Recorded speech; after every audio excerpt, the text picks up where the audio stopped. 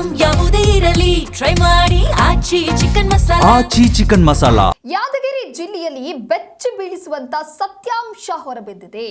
ವೈದ್ಯರ ಚೀಟಿನೇ ಇಲ್ಲದೆ ಗರ್ಭಪಾತ ಮಾತ್ರೆಯನ್ನ ಮಾರಾಟ ಮಾಡ್ತಾ ಇದ್ದಾರೆ. 16,000ಕ್ಕೂ ಹೆಚ್ಚು ಗರ್ಭ ನಾಪತ್ತೆಯಾಗಿದೆ. ಭ್ರೂಣ ಹತ್ಯೆ ಮಾಡಲಾಗಿದೆಯಾ ಹಾಗಾದ್ರೆ ಅನ್ನುವಂತಹ ಪ್ರಶ್ನೆ ಮೂಡಿದೆ. ಆರೋಗ್ಯ ಇಲಾಖೆ ರಾಜ್ಯ ಸಮಿತಿ ವರದಿಯಲ್ಲಿ ಬಹಿರಂಗವಾಗಿರುವಂತಹ ಸತ್ಯಾಂಶ ಇದು. ಡಾಕ್ಟರ್ ನಾಗಲಕ್ಷ್ಮಿ ಚೌಧರಿ ಸಮಗ್ರ ತನಿಖೆಗೆ ನಿರ್ದೇಶನವನ್ನ ನೀಡಿದ್ದಾರೆ. 15 ದಿನದ ಒಳಗೆ ಆಯೋಗಕ್ಕೆ ವರದಿಯನ್ನ ಸಲ್ಲಿಕೆ ಮಾಡಬೇಕು ಅನ್ನುವಂತ ಆದೇಶವನ್ನ ನೀಡಿದ್ದಾರೆ.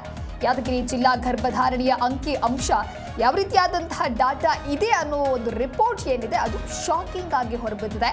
5 ವರ್ಷಗಳಲ್ಲಿ 53,595 ಗರ್ಭಧಾರಣೆ ಸರ್ಕಾರದ ದಾಖಲೆಗಳಲ್ಲಿ ರಿಜಿಸ್ಟರ್ ಆಗಿದೆ.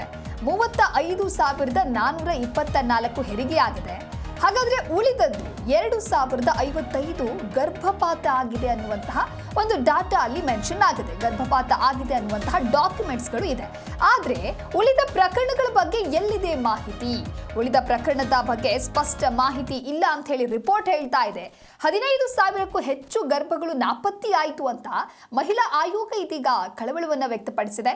ಹೆಣ್ಣು ಭ್ರೂಣ ಹತ್ಯೆ ಅನುಮಾನ ವ್ಯಕ್ತಪಡಿಸಿದ ರಾಜ್ಯ ಮಹಿಳಾ ಆಯೋಗ ವೈದ್ಯರ ಚೀಟಿ ಇಲ್ಲ, ವೈದ್ಯರು ಕೊಡುವಂತಹ ರೆಸಿಪ್ಟ್ ಇಲ್ಲದೆ ಗರ್ಭಪಾತದ ಮಾತ್ರೆ ಮಾರಾಟವನ್ನು ಮಾಡ್ತಾ ಇದ್ದಾರೆ ಅಂತ ಹೇಳಿದ್ರೆ ಅವರಿಗೆ ಯಾರು ರೈಟ್ಸ್ ಕೊಟ್ಟಿದ್ದಾರೆ? ತನಿಖೆಯಲ್ಲಿ ಅಕ್ರಮ ನಡೀತಾ ಇರೋದು ಪತ್ತೆಯಾದಂತಹ ವರದಿ ಸಿಕ್ಕಿದೆ. ಈ ಒಂದು ರಿಪೋರ್ಟ್ ಅನ್ನು ಆಧರಿಸಿ ಮಹಿಳಾ ಆಯೋಗ ಸ್ವಯಂ ಪ್ರೇರಿತವಾಗಿ ಪ್ರಕರಣವನ್ನ ಕೈಗೆತ್ತಿಕೊಂಡಿದೆ. ಈ ಕುರಿತು ಮತ್ತಷ್ಟು ಮಾಹಿತಿಯನ್ನ ನೀಡ್ತಾರೆ ನಮ್ಮ ಪ್ರತಿನಿಧಿ ಮಂಜುನಾಥ್ ದೂರವಾಣಿ ಸಂಪರ್ಕದಲ್ಲಿ.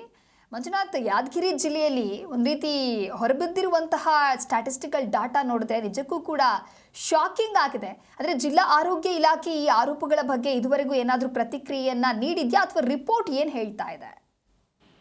ದಿವ್ಯಾ, ಈ ರಾಜ್ಯದಲ್ಲಿ ಯಾದಗಿರಿ ಜಿಲ್ಲೆ ಏನಿದೆಯೋ ಯಾದಗಿರಿ ಜಿಲ್ಲೆ ಪ್ರತಿ ಬಾರಿಯೂ ಕೂಡ ಗರ್ಭಪಾತ ಜೊತೆಗೆ ಗರ್ಭಗಳು ನಾಪತ್ತೆ ಪ್ರಕರಣಗಳಲ್ಲಿ ಪ್ರಮುಖವಾದಂತಹ ಹೆಜ್ಜೆ ಅಂದ್ರೆ ತಪ್ಪಾಗಲ್ಲ. ಅದೇ ಮೊದಲ ಜಿಲ್ಲೆಯಾಗಿ ಹೊರಬೀಳುವಂತ ಕೆಲಸ ವರದಿಯಲ್ಲಿ ಬಿತ್ತರ ಆಗುತ್ತೆ. ಅದೇ ರೀತಿಯಾದಂತಹ ಬೆಚ್ಚಿ ಬೀಳಿಸುವಂತಹ ವರದಿ ಮತ್ತೆ ಯಾದಗಿರಿ ಜಿಲ್ಲೆಯಲ್ಲೇ ಕೇಳ್ಬರ್ತಾ ಇರುವಂತದ್ದು.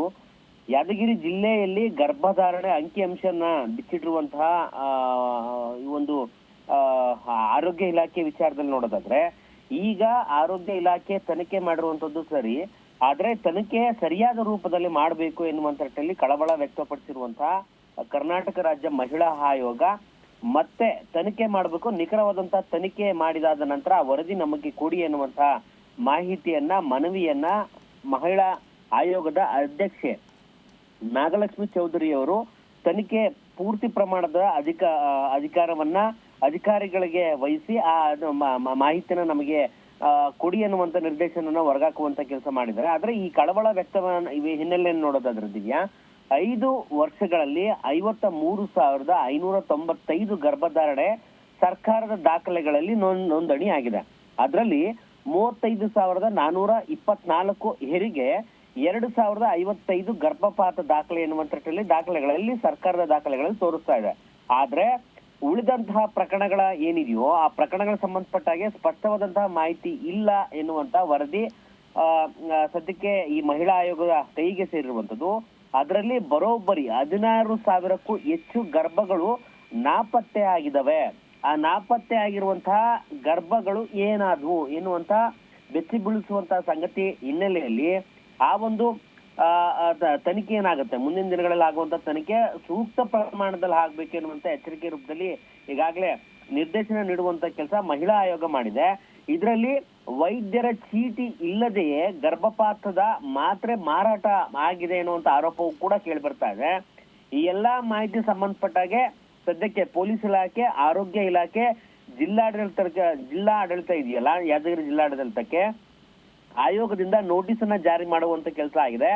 ಅಕ್ರಮ ಗರ್ಭಪಾತ ತಡೆಗೆ ಕೈಗೊಂಡಿರುವಂತ ಕ್ರಮಗಳ ವರದಿ ಏನಿದೆಯೋ ಅದನ್ನ ಕೂಡ್ಲೆ ಸಲ್ಲಿಸಬೇಕು. 15 ದಿನ ಒಳಗಾಗಿ ನಮಗೆ ಸಲ್ಲಿಸದೇ ಇದ್ದ ಪಕ್ಷದಲ್ಲಿ ನಾವು ಮುಂದಿನ ಕ್ರಮಕ್ಕೆ ಮುಂದಾಗ್ತೇವೆ ಎನ್ನುವಂತ ನಿಟ್ಟಿನಲ್ಲಿ ಎಚ್ಚರಿಕೆಯ ಜೊತೆಗೆ ಯಾದಗಿರಿ ಪ್ರಕರಣದ ಸತ್ಯಾಂಶ ಬಯಲಿಗೆ ತರುವಂತಹ ಕೆಲಸಕ್ಕೆ ಸಮಗ್ರ ತನಿಖೆಗೆ ಒತ್ತು ಮಾಡುವಂತ ಕೆಲಸ ಮಹಿಳಾ ಆಯೋಗ ಮಾಡ್ತಾ ಇದೆ. Divya, okay, thank you Manjunath ನಿಮ್ಮೆಲ್ಲ ಮಾಹಿತಿಗಾಗಿ.